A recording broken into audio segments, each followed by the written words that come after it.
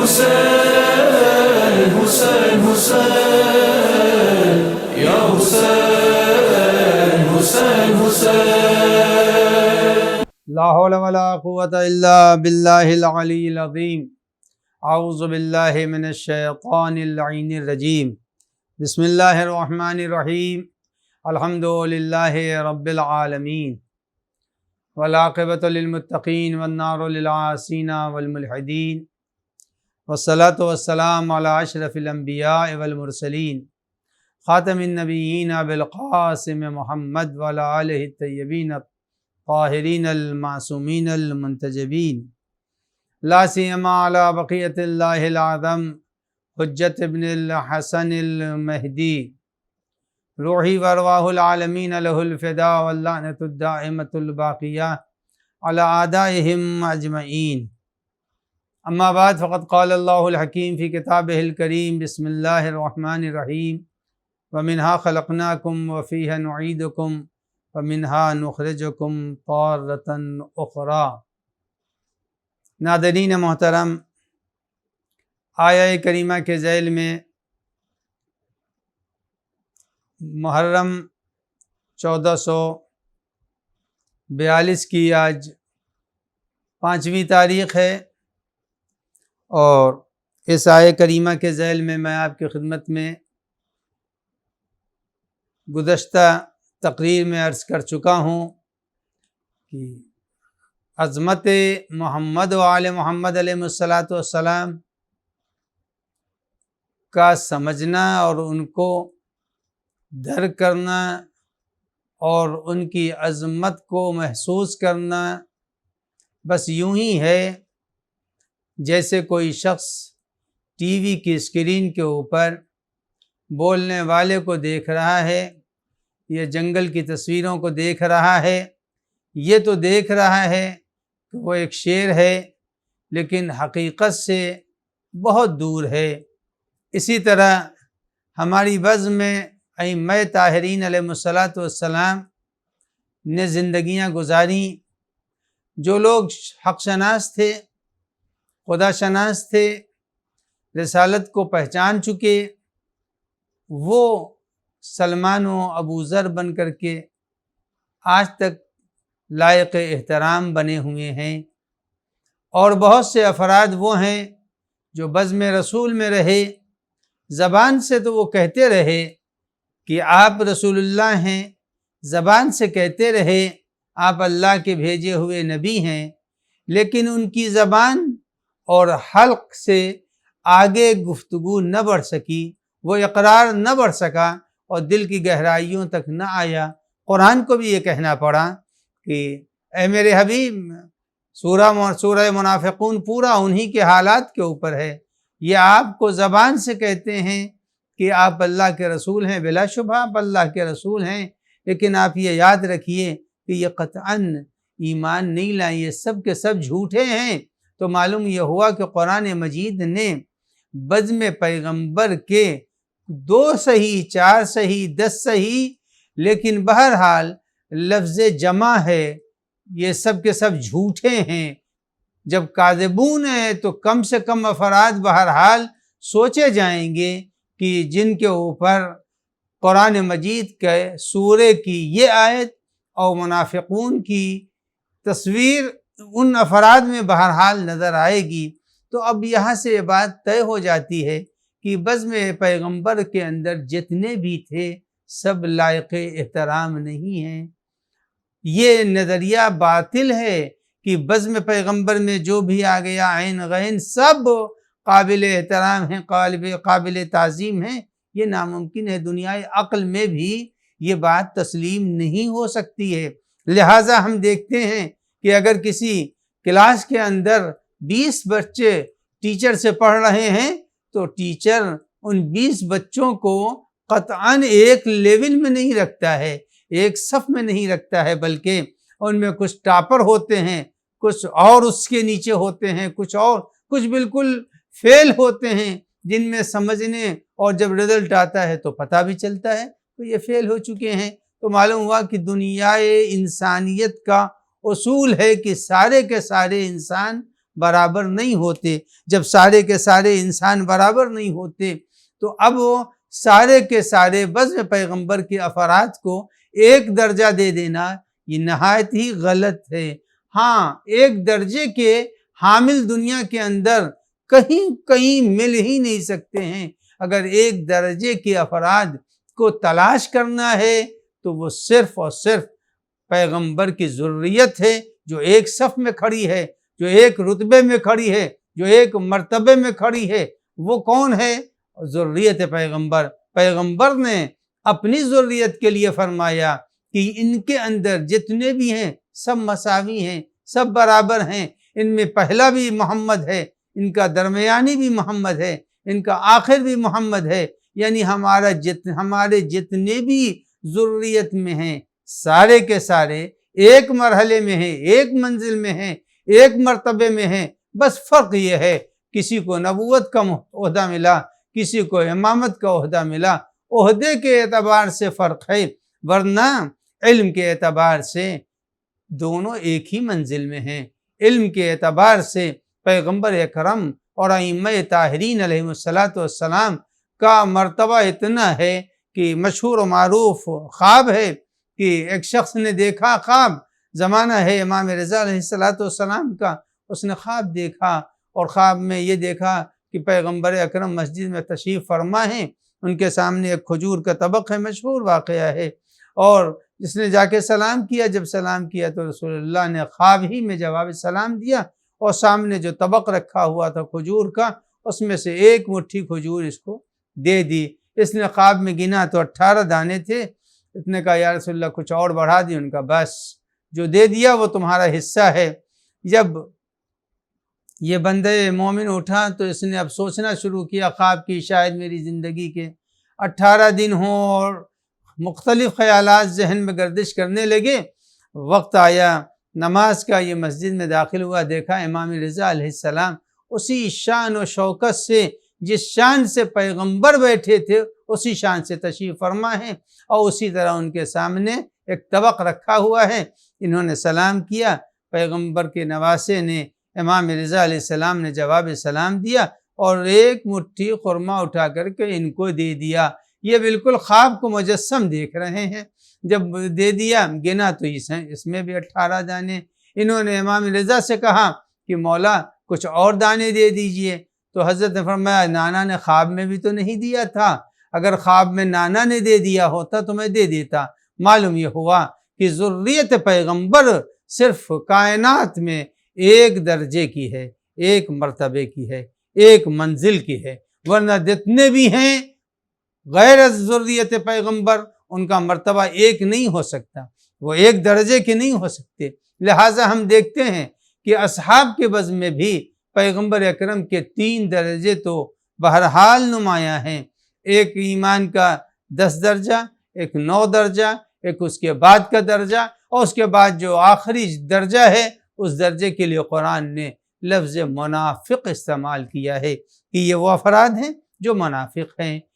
اے پیغمبر اگر منافق آتے ہیں اور کہتے ہیں تو آپ مان لیجئے کہ یہ جھوٹے ہیں۔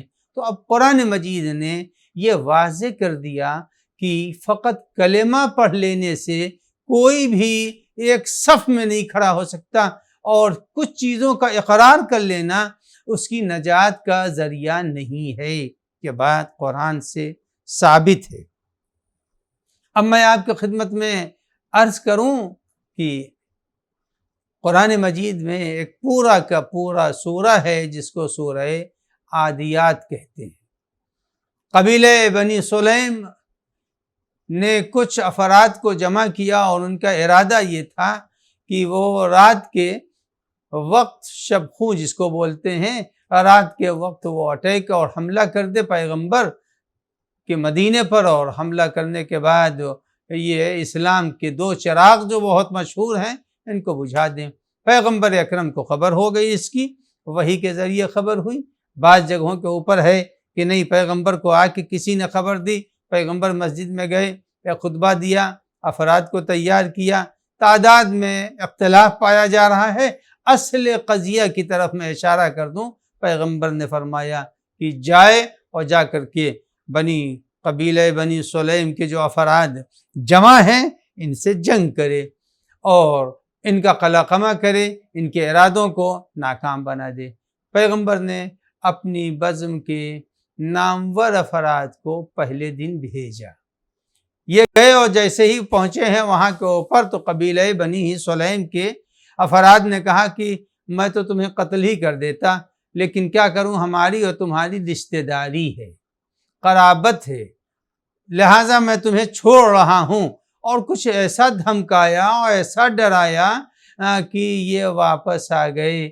جب یہ واپس آئے تو بزم پیغمبر میں جب پہنچے تو اصحاب اور سردار لشکر کے درمیان اختلاف نظر ہو گیا۔ اصحاب کہہ رہے ہیں کہ تم ان سے پیغمبر نے حملہ کرنے کو کہا ہے، ان کا قلع قمع کرنے کو کہا، تم ان کی باتوں اور دھمکیوں اور ان کے ڈرانے میں آگے واپس جا رہے ہو۔ تو ان صاحب نے جواب دیا، تاریخ کے اندر ہے، میں پھر اشارہ کر رہا ہوں، جس کو مطالعہ کرنا ہے سورہ عادیات کی تفسیر کو دیکھیں۔ تو انہوں نے کہا میں جو جانتا ہوں وہ تم نہیں جانتے، اور آئے اور آنے کے بعد پیغمبر کی خدمت میں صورتحال نبی اکرم نے سمجھی اور فرمایا کہ تم نے میری نافرمانی کی ہے۔ اب بتائیے، یہ پیغمبر کا صحابی اور پیغمبر اس سے فرما رہے ہیں کہ تم نے میری نافرمانی کی ہے۔ اب ایسی صورت میں جب پیغمبر کی کوئی، اور پیغمبر نے قسم کھا کے کہا واللہ کنت عاصیہ، خدا کی قسم تم گنہگار ہو، تو جو نگاہ پیغمبر میں گنہگار ہے، ہماری نظر میں اگر کوئی شخص گنہگار ہے تو ہم اس کو پیش نماز نہیں بناتے، ہماری نظر میں جو کوئی گنہگار ہے ہم اس کی اقتداء میں نماز نہیں پڑھتے۔ پیغمبر جس صحابی کے لیے کہہ رہے ہوں کہ خدا کی قسم تم گنہگار ہو، اب بتائیے یہ صحابی ہیں۔ اب آئیے دوسرا دن آیا، ایک دوسرے صاحب کو بھیجا تو پیغمبر نے ان کے ساتھ بھی وہی واقعہ ہوا، یہ بھی واپس آ گئے۔ جب یہ واپس آ گئے تو اب پیغمبر نے فرمایا کہ تم نے عصیت اللہ و عصیتنی، تم نے میری بھی مخالفت کی ہے، میری نافرمانی کی ہے اور خدا کی نافرمانی کی۔ تو صحابی کیسے بھی ہوتے ہیں؟ جب صحابی اس منزل میں ہو تو معلوم یہ ہوا کہ سارے کے سارے صحابی ایک منزل میں نہیں ہوتے۔ پیغمبر کہہ رہے ہیں تم خدا کے نافرمان بھی ہو، میرے نافرمان بھی ہو۔ تیسرا دن آیا، جب تیسرا دن آیا تو یہ افراد بھی ساتھ ہوئے، جو 2 مرتبہ ہار کے آئے تھے یہ بھی ساتھ ہوئے، اور ساتھ ہی ساتھ دوسرے افراد کو پیغمبر نے ایک لشکر دیا، اور لشکر امیر المومنین کی سرکردگی میں دیا۔ جب وہ لشکر پہنچا ہے، رات کے سناٹے ہی میں لشکر نے امیر المومنین کی نگرانی میں حملہ کر دیا۔ جب حملہ کیا تو وہ لوگ قبیلہ بنی سلیم کے افراد آمادہ نہیں تھے، چونکہ آمادہ نہیں تھے لہٰذا نتیجہ یہ ہوا کہ جنگ وہ ہار گئے اور قیدی بنائے گئے۔ اسی لیے زنجیروں میں جب قیدی بنا کے لائے گئے ہیں تو اس جنگ کو کہتے ہیں ذات السلاسل۔ اور ابھی امیر المومنین پلٹے نہیں تھے، مدینے پہنچے نہیں تھے کہ اتنے میں پورا سورہ لے کے جناب جبرائیل واپس آئے، اور والعادیات ضبحا فالموریات قدحا۔ جناب جبرائیل نے پیغمبر اکرم صلی اللہ علیہ وآلہ وسلم کو سورہ مبارکہ عادیات تحفے کے طور پر پیش کیا، اور پیش کرنے کے بعد پیغمبر اکرم صلی اللہ علیہ وآلہ وسلم کو بشارت دی کہ علی کامیابی کے ساتھ آ رہے ہیں۔ تو عزیزان گرامی، ایک معیار بنانا پڑے گا، ایک اصول بنانا پڑے گا، اور ایک ترازو بنانا پڑے گا۔ جو بھی پیغمبر کی بزم میں ہو وہ سب کے سب لائق احترام ہو، ناممکن ہے، ہو ہی نہیں سکتا۔ ناممکن ہے کہ سب ایک ہی معیار کے قرار پائیں، ناممکن ہے، دنیائے عقل اس کو تسلیم نہیں کر سکتی ہے۔ اب میں آپ کی خدمت میں عرض کروں، اگر صرف کلمہ پڑھ لینا، صرف کلمہ پڑھ لینا، اللہ کی وحدانیت کا اقرار کرنا، اللہ کی ربوبیت کا اقرار کر لینا، قیامت کا اقرار کر لینا، خالقیت خدا کا اقرار، یہ ساری چیزیں کافی نہیں ہوتی۔ اگر کوئی شخص اللہ کی خالقیت کو، اللہ کو خالق مان رہا ہے، اللہ کو رب مان رہا ہے، اللہ کی قیامت کا اقرار کر رہا ہے، قدرت الہیہ کا اقرار کر رہا، یہ 4 اقرار بڑے بنیادی اقرار ہیں۔ اللہ کو رب ماننا، اللہ کو خالق ماننا، قیامت کا اقرار کرنا، اللہ کی ربوبیت کا اقرار کرنا، قدرت الہیہ کا اقرار کرنا، یہ سب عقیدہ حق ہے، بالکل حق ہے۔ لیکن اس کے باوجود پروردگار عالم نے اتنے سچے عقیدے رکھنے والے کو بھی اپنی بارگاہ میں قبول نہیں کیا۔ میں قرآن کی آیت پڑھتا ہوں، جب وہ ابلیس کو اللہ نے اپنی بارگاہ سے نکالا، کہا تو مردود ہے، نکل جا، تو اس نے کیا کہا؟ وہ اللہ سے کہتا ہے کہ اے میرے رب، اے میرے رب کہہ کے پکارتا ہے، اے میرے خدا ہمیں مہلت دے دے۔ مہلت دے دے کتنی مدت؟ الی یوم المعلوم، قیامت تک کی دے دے مجھے مہلت۔ جب یہ کہا قیامت تک کی مہلت دے دے، تو دیکھیے قیامت کا بھی اقرار کر لیا، رب کہہ کے بھی پکارا، اس کے ساتھ ساتھ خلقتنی من نارن بھی اس نے کہا کہ تو نے مجھے آگ سے پیدا کیا، خالق بھی مان لیا۔ تو رب بھی کہہ رہا ہے، خالق بھی کہہ رہا ہے، انذرنی بھی کہہ رہا ہے، رب انذرنی، اے پالنے والے مہلت دے دے۔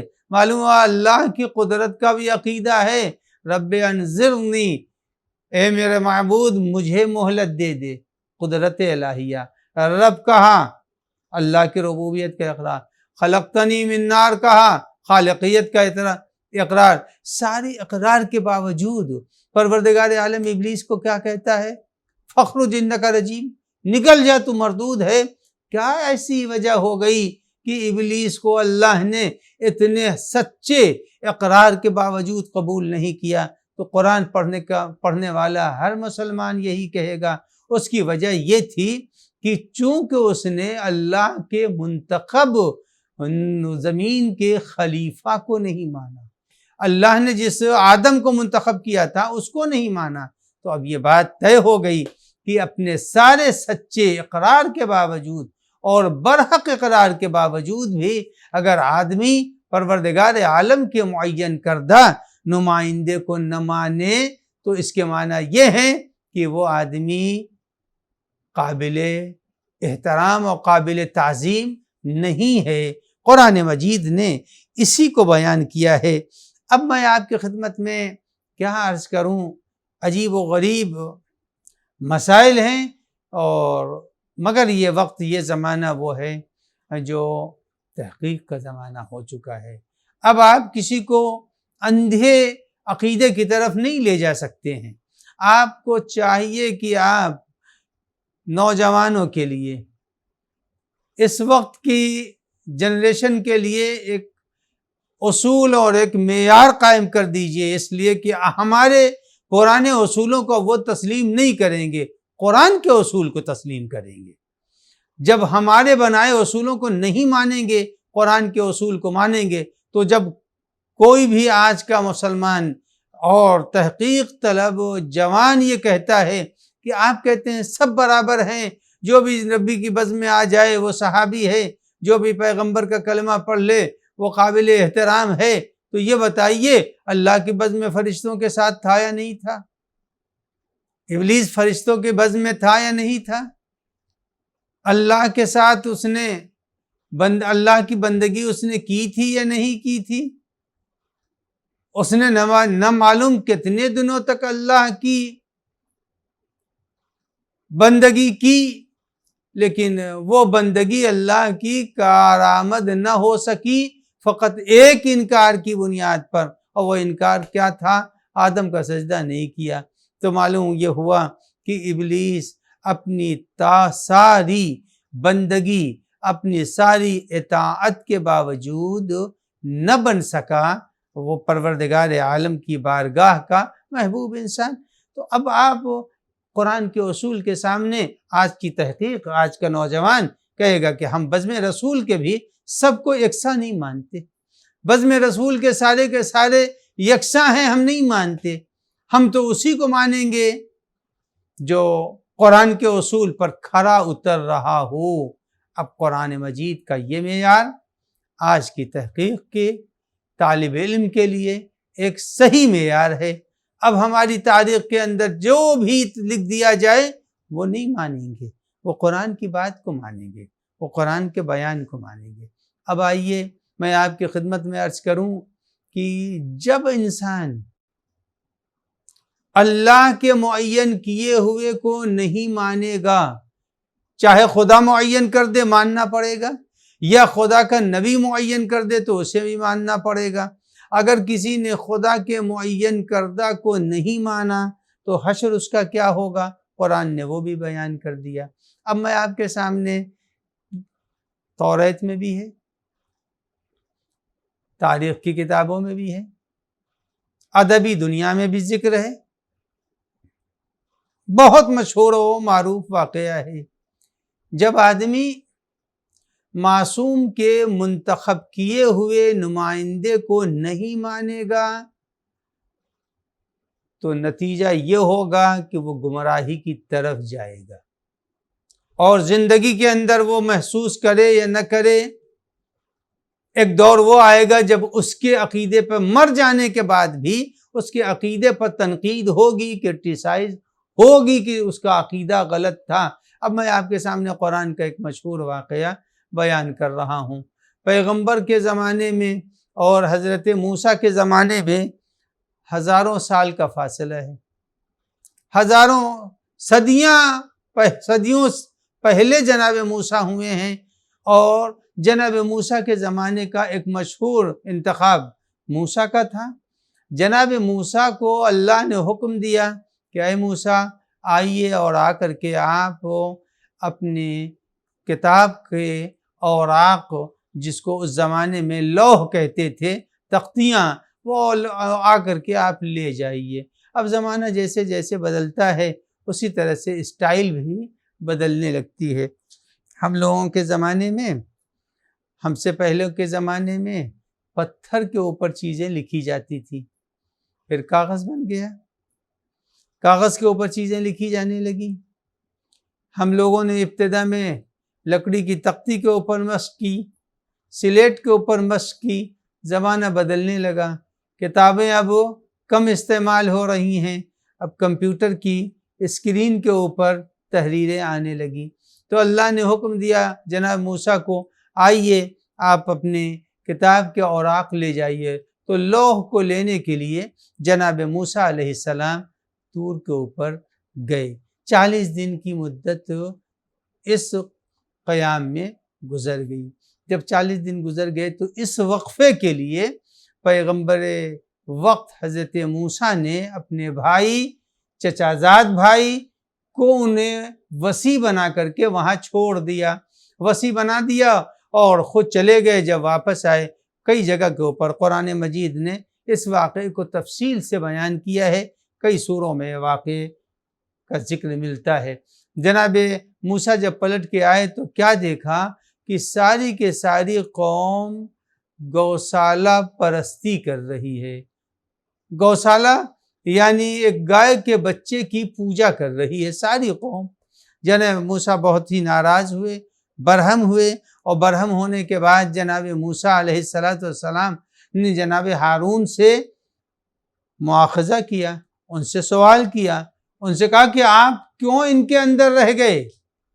آپ چلے گئے ہوتے تو اب معلوم یہ ہوا کہ قرآن کہتا ہے کہ جناب موسیٰ کی عدم موجودگی میں سامری نام کے شخص نے کیا کیا؟ اس نے ایک گوشالے کو خدا بنا کر پیش کر دیا۔ جب خدا بنا کے پیش کر دیا تو اب نتیجہ کیا؟ کتنا تھا دماغ والا وہ، اس نے یہی قرآن مجید کا واقعہ ہے۔ قرآن کہتا ہے سامری نے ایک گوشالہ بت کی شکل میں ایک خدا بنا کر کے پیش کر دیا، اور کچھ ایسے جیسے کہ صاحب تفسیر ہمارے زمانے کے علماء اعلام میں آیت اللہ العظمہ مکارم شیرازی، یا مثلا آیت اللہ العظمہ بزرگ علماء میں اور ان سب کے استاد آیت اللہ طباطبائی رضوان اللہ علیہ نے، محمد حسین طباطبائی صاحب المیزان کہتے ہیں کہ وہ کچھ اس نے ایسے اسٹائل سے گوشالے کو بنایا تھا کہ ہواؤں کے جھونکے سے ایک آواز جانور کسی نکلتی تھی. بہرحال اس نے گوشالہ بنایا. قرآن کہتا ہے کہ اس قدر اس کے عاشق ہو گئے، امت موسیٰ اس قدر عاشق ہو گئی کہ نہ پوچھئے. قرآن نے کہہ دیا اشربوا فی قلوبہم العجل، اللہ نے ان کے دلوں میں گھول کر محبت ڈال دی. اشربوا فی قلوبہم العجل یعنی ان کے دلوں میں گوشالے کی محبت جاگزیں ہو گئی، گھول کے پی لیا ان لوگوں نے اس گوشالے کی محبت کو. اے پالنے والے، اس واقعے کو بیان کرنے کی کیا ضرورت ہے؟ مگر پروردگار عالم معیار بنا رہا ہے. جب معیار بنا رہا ہے کہ ایک تختی لینے کے لیے، ایک کتاب لینے کے لیے، ایک لوح لینے کے لیے موسیٰ جا رہے ہیں تو اپنا وسیع ہارون کو بنا رہے ہیں. آج کا تحقیق طلب نوجوان جس وقت قرآن کی اس آیہ کریمہ کو پڑھے گا، ان سوروں کو پڑھے گا، تو فوراً سوال کرے گا یہ کیسے ممکن ہے موسیٰ 40 دن کے لیے جائیں تو اب اپنا نمائندہ چھوڑ کے جا رہے ہوں، اور خاتم المرسلین جو پلٹ کے نہیں آئے گا وہ اپنا نمائندہ نہیں چھوڑے گا. جس وقت جوان یہ سوال کرے گا، قرآن کو گواہ بنا کر کے تاریخ جواب نہیں دے سکتی ہے. تاریخ کے پاس کوئی جواب نہیں ہے جو اس اسکالر کا جواب دے دے اور بتا دے کہ تمہارا جواب غلط ہے، اس لیے کہ وہ تو قرآن پیش کر رہا ہے. وہ کہہ رہا قرآن یہ کہتا ہے موسیٰ نے اپنا جانشین بنایا تھا اور بنا کر کے وہ 40 روز کے لیے گئے تھے، اور جو اب آنے ہی والا نہیں ہے تو اس نے اپنے نظام کے لیے کوئی جانشین نہیں بنایا. ناممکن ہے. تو اب آج کی تحقیق ہماری تاریخ کا ساتھ نہیں دے سکتی ہے. قرآن کا طالب علم اور قرآن کا محقق قطعاً تاریخ پر بھروسہ نہیں کرے گا، وہ سوچے گا. جب سوچے گا تو نتیجہ کیا ہوگا کہ ایسی صورت میں اگر ہم قرآن کی ترویج کریں گے تو اسلام مضبوط ہوگا، اگر ہم تاریخ کا سہارا لیں گے تو اسلام کمزور ہوگا. ہم کو تاریخ کے سہارے کی ضرورت نہیں ہے، ہم کو قرآن کی ترویج کی ضرورت ہے. سید الشہداء کا پورا اقدام یہی تھا. وہ دنیا کو یہ بتانا چاہتے تھے کہ تم جس یزید کو خلیفہ بنانے جا رہے ہو، یا وہ اپنے کو خلیفہ بتا رہا ہے اور وہ اپنی خلافت کا اعلان کر رہا ہے، یاد رکھنا اگر پدر نہ توانت پسر تمام کند، کا یہ جس باپ کا بیٹا ہے. پتھروں کو قرآن بنایا تھا. جنگ صفین میں جزدان میں پتھر کو لپیٹ دیا اور لپیٹ کے بطور قرآن اس کو شاہد بنایا. جس کے نظریے میں قرآن جیسی عظیم کتاب پتھر ہو، اس نے پتھر کو قرآن بنا کر کے پیش کیا تھا. کہ اس کی گود کا پلا ہوا، اس کی گود کا پلا ہوا کس طرح سے اسلام کا طرفدار بن جائے گا، کس طرح سے اسلام کا ہمدرد بن جائے گا. تو امام حسین علیہ السلام نے یہ معرکہ کربلا میں حق اور باطل کو قیامت تک کے لیے 2 حصوں میں تقسیم کر دیا کہ حق یہ ہے اور باطل یہ ہے. حق ہمارے ساتھ ہے، باطل یزید کے ساتھ ہے. اور آپ نے دیکھا کہ یزید فاسق، فاجر، برملا گناہ کرنے والا. سارے مورخین متفقہ طور سے کہتے ہیں کہ اس کا عمل اسلام کے بالکل خلاف ہے. حیرت مجھے ہے اس زمانے میں اگر بعض حکمراں، ابھی تازی بات ہے کہ ایک ملک نے اور اس کے چھوٹے چھوٹے ملک کے نمائندوں نے اسرائیل سے فقط معاہدہ کیا ہے، تو جن کے دلوں میں اسلام ہے وہ مخالف ہو گئے، سفارت جلائی گئی، تصویروں کو کچلا گیا۔ یعنی آج 1400 سال بعد بھی ابھی انسانیت اور اسلام کے ماننے والے پائے جا رہے ہیں کہ اگر کسی نے اسرائیل سے معاہدہ کر لیا اور ایگریمنٹ کر لیا ہے تو وہ قابل احترام نہیں ہے، تصویر جلائی جائے گی، سفارت جلائی جا رہی ہے۔ کام غلط ہے، جو مجرم ہے وہ سزا اس کو دینی چاہیے، لیکن اس کے باوجود یاد رکھیے گا کیسے ہیں آج ماننے والے جو آج بھی یزید کے ساتھ احترامی لفظ لکھ رہے ہیں، اس کے ساتھ فقرہ دعائیہ لکھ رہے ہیں۔ تو اگر ہم تاریخ کا احترام کریں گے تو قرآن چھوٹ جائے گا، اگر ہم قرآن کی تعظیم کریں گے تو تاریخ ہلتی ہوئی دکھائی دے گی۔ امام حسین نے قرآن کو زندہ کیا، امام حسین نے شریعت پیغمبر اکرم کو زندہ کیا، اور کیسے زندہ کر دیا؟ آج تک پھوپھی سے شادی کوئی مسلمان نہیں کر سکتا، محارم کے ساتھ رشتہ کوئی مسلمان برقرار نہیں کر سکتا ہے۔ یزید وہ تھا جو شراب پیتا تھا، یزید وہ تھا جو محارم کے ساتھ رشتے استوار کرتا تھا، یزید وہ تھا جو بندروں سے کھیلتا تھا، یزید وہ تھا جو علماء کا لباس بندروں کو پہناتا تھا، یزید وہ تھا کہ جس کے حرم میں عفت تار تار ہو رہی تھی، جس کے محل میں عورتوں کا احترام پامال ہو رہا تھا۔ ایسے کو کیسے جانشین رسول اس وقت کا مسلمان تسلیم کر رہا تھا؟ اسی فرق کو واضح کرنے کے لیے کربلا سامنے آئی، اور آج بھی ایسے افراد پائے جا رہے ہیں جو یزید کو قابل احترام سمجھتے ہیں، لیکن یہ یاد رکھیے گا کہ یزید قابل احترام نہیں ہو سکتا ہے، اس لیے نہیں ہو سکتا ہے کہ پروردگار عالم کی لعنت ہے ان لوگوں کے اوپر جن لوگوں نے سرکار سید الشہداء کو، سردار جنت کو اذیتیں پہنچائی ہیں، اور سردار جنت کی اذیت کا ثبوت یہ ہے، قرآن مجید کہتا ہے ان الذین یؤذون اللہ ورسولہ، جو لوگ اللہ اور اللہ کے رسول کو اذیت دیتے ہیں، یلعنہم اللہ فی الدنیا والآخرہ، اللہ دنیا اور آخرت میں ان کے اوپر لعنت بھیجتا ہے۔ تو اب معلوم ہوا قتل امام حسین پیغمبر کے لیے باعث مسرت تھا، باعث خوشی تھا، یا باعث رنج و ملال ہے؟ تو کوئی دنیا کے انسان یہ نہیں کہے گا کہ نواسے کی شہادت پر پیغمبر مسرور ہوئے، اور تاریخ بھی نہیں کہتی، اور معمولی سے معمولی قلمکار اور لکھنے والا بھی یہ نہیں کہتا کہ پیغمبر نواسے کی شہادت کے اوپر خوش ہوئے ہوں، جب نہیں ہوئے۔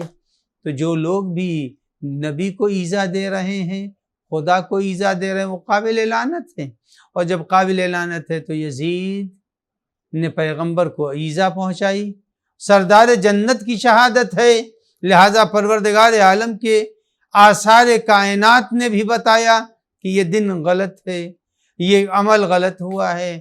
حسین کی شہادت کے اوپر کائنات سوگوار تھی۔ میں نے گزشتہ تقریر میں آپ کی خدمت میں یہ عرض کیا تھا کہ زمین بھی روئی تھی، آسمان بھی رویا، اور محققین کہتے ہیں کہ سورج گہن اور چاند گہن کی ایک مخصوص تاریخ ہوتی ہے، انہی تاریخوں میں جب بھی لگے گا انہی مخصوص تاریخوں میں لگتا ہے۔ سورج گہن اور چاند گہن کبھی 10 تاریخ کو نہیں لگتا، لیکن عزیزان گرامی تاریخ اٹھا کے دیکھ لیجئے۔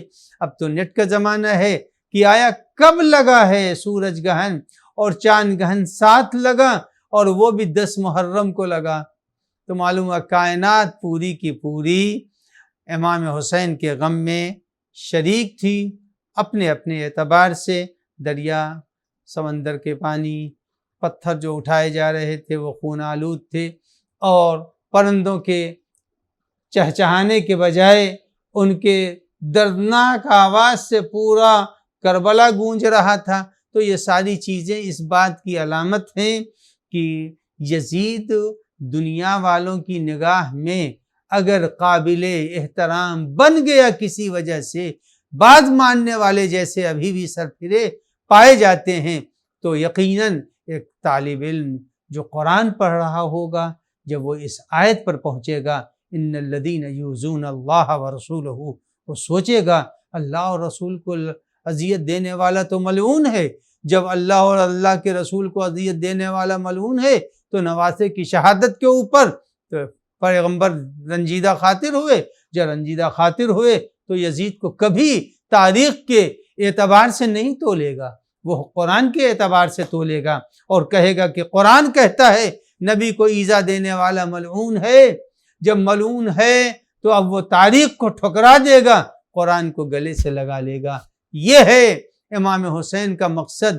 اب عزیزان گرامی آگے بھی بڑھ سکتا ہوں، لیکن وقت کو مد نظر رکھتے ہوئے میں بات کو مکمل کر دوں کہ اب تاریخ کو قرآن کے مقابلے میں مت لائیے۔ تاریخ قرآن کے مقابلے میں نہیں آ سکتی۔ تاریخ کچھ کہہ رہی ہے، قرآن کچھ کہہ رہا ہے۔ قرآن کہہ رہا ہے جو نبی کو اذیت دے گا وہ ملعون ہے۔ پیغمبر کا ارشاد ہے جس کو سب مانتے ہیں، ارشاد پیغمبر ہے کہ فاطمہ تو بذات منی من آذاها فقد آذانی، جس نے فاطمہ کو اذیت دی اس نے ہمیں اذیت دی۔ تو اب جب فاطمہ کی اذیت پیغمبر کی اذیت ہے تو پھر وہ قرآن کی آیت آپ چاہے کچھ بھی کتاب میں لکھ دیں، آج کا اسکالر قطعاً نہیں مانے گا تاریخ کو۔ وہ تو کہے گا میں مسلمان ہوں، قرآن ہماری کتاب ہے، اور جب قرآن ہماری کتاب ہے تو ہم قرآن کے اوپر چلیں گے، ہم تاریخ کو نہیں مانیں گے۔ تاریخ انسانوں کی لکھی ہوئی ہے، اور وہ بھی ان اس وقت کی لکھی ہوئی تاریخیں ہیں جب وہ قلم خریدے جا چکے تھے، افراد خریدے جا چکے تھے۔ آج ہم اپنے زمانے میں دیکھ رہے ہیں، آج ہم اپنے دور میں دیکھ رہے ہیں کہ کتنے افراد ہیں جن کو خریدا جا رہا ہے۔ الیکشن کا زمانہ دیکھیے، پیسوں کی فراوانی دیکھیے، افراد کے خریدنے کے طریقے دیکھیے۔ آج جب اس دنیا میں یہ سلسلہ جاری ہے، کل جب غربت تھی، کل جب بے حالی تھی، پریشانیاں تھیں، اس وقت خزانوں کے منہ کھلے ہوئے تھے، افراد خریدے جا رہے تھے، تاریخیں لکھوائی جا رہی تھیں۔ ایسے حالات میں یہ بات طے ہو گئی کہ قرآن کہہ رہا ہے کہ جو لوگ بھی تاریخ کے مقابلے میں، تاریخ کے نزدیک بہت بڑے ہیں، قرآن کے مقابلے میں ان کی کوئی حیثیت نہیں ہے، وہ کچھ بھی نہیں ہے۔ تو قرآن معیار ہے، تاریخ معیار نہیں ہے۔ امام حسین معیار ہیں، چونکہ امام حسین کا ہر اقدام نبی کے بیان کی روشنی میں تھا، اور قتل امام حسین علیہ السلام ایذائے پیغمبر کا سبب ہے۔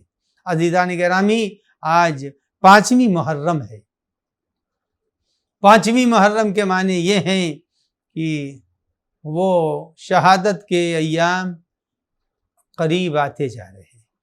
امام حسین علیہ السلام اپنے اصحاب و انصار کو جمع کر رہے ہیں، خطوط لکھ رہے ہیں۔ بہت سے افراد ہیں جن کو امام نے خط لکھا ہے، اور عزیزان گرامی انہی خط لکھنے والوں میں امام حسین علیہ السلام نے اپنے بچپن کے دوست کو بھی خط لکھا، اور جن کا نام تھا حبیب۔ حبیب امام کے بچپنے کے دوست تھے۔ جناب سید الشہداء نے حبیب کو خط لکھا، صورتحال سے باخبر کیا، نصرت کے لیے طلب کیا۔ کوفے میں وہ رہا کرتے تھے۔ کوفے اور کربلا میں بہت زیادہ فاصلہ نہیں ہے، بہت ہی تھوڑا فاصلہ ہے کوفے اور کربلا میں۔ امام کا نامہ بر خط لے کے پہنچا، جناب حبیب تک خط پہنچا، خط کی عبارت پڑھی۔ پڑھنے کے بعد جناب حبیب نے کچھ بھی نہیں کہا، خاموش رہے۔ بیوی نے پوچھا یہ بتائیے خط کس کا تھا؟ کہا قاصد امام حسین آیا تھا، خط دے کے چلا گیا۔ کہا اس میں کیا لکھا ہوا ہے؟ کہا صورتحال یہ ہے، یزید نے مطالبہ بیعت کیا ہے، سید الشہداء کربلا پہنچ چکے ہیں۔ نصرت کے لیے بلایا ہے۔ بیوی خاموش شوہر کو دیکھ رہی ہے کہ آپ کیا فیصلہ کرتے ہیں۔ شوہر اور بیوی میں گفتگو ہوئی، فیصلہ کیا کہ میں جا رہا ہوں کربلا کی طرف۔ حالات کوفے کے خراب ہیں، ابن زیاد آ چکا ہے۔ ابن زیاد نے تمام شہر کے حصوں کو پہرہ داروں کے ذریعے سے بند کر دیا ہے۔ حبیب نے اپنے غلام کو اپنی سواری دی اور کہا تم لے کے جاؤ میری زراعت کے قریب اور میں پیدل آتا ہوں۔ اب ظاہر ہے کہ غلام گھوڑے پر سوار ہو کے گیا، غلاموں کو کوئی روکنے والا نہیں ہے، یہ ملازم ہیں، یہ کسی سامان کے لیے کسی زراعت پر جا رہے ہیں۔ دربان نے، محافظوں نے، کوفے کے نگرانی کرنے والے سپاہیوں نے نہیں روکا، وہ اپنے راہوار پر سوار ہوا چلا گیا اور حبیب پیدل نکلے۔ جب پیدل نکلے تو ظاہر ہے حبیب کے پہنچنے میں دیر ہوئی۔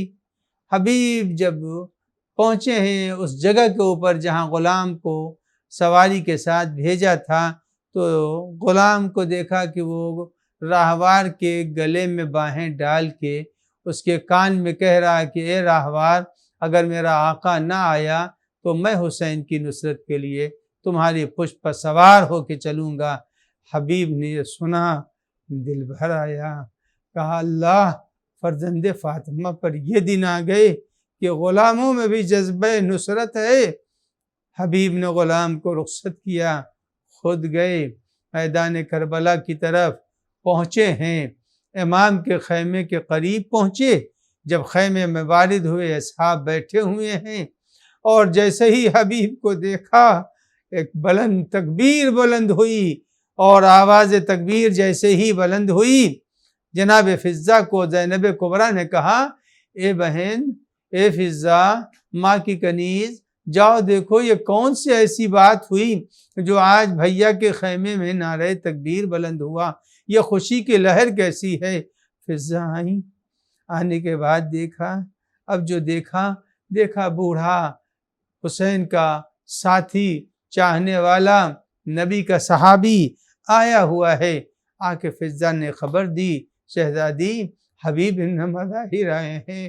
جناب زینب نے یہ سننے کے بعد کہا اے فضہ جاؤ اور حبیب کو میرا سلام کہہ دو۔ جناب فضہ دوبارہ در پر آئیں، جب آئی ہیں تو جناب فضہ نے آواز دی اے حبیب، سارے اصحاب چپ ہو گئے اور حبیب کو مخاطب کر کے کہا حبیب تم کو علی کی بیٹی نے سلام کہا ہے۔ یہ سننا تھا، حبیب نے منہ پر تماچے مارے، اللہ اکبر، یہ دن آ گئے علی و زہرا کی بیٹی اور خادموں کو سلام کرے۔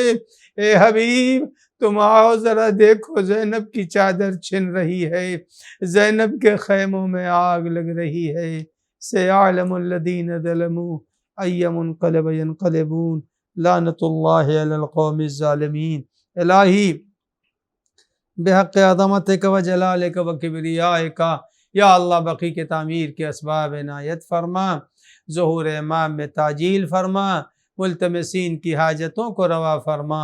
یا اللہ بحق محمد و آل محمد علیہ السلام، کرونا کی وبا سے تمام مومنین کو محفوظ فرما، عزا خانوں و مسجدوں کو آباد فرما، اس کی ویرانی کو ختم فرما، انک علی کل شیء قدیر، بحق محمد و آلہ الطاہرین۔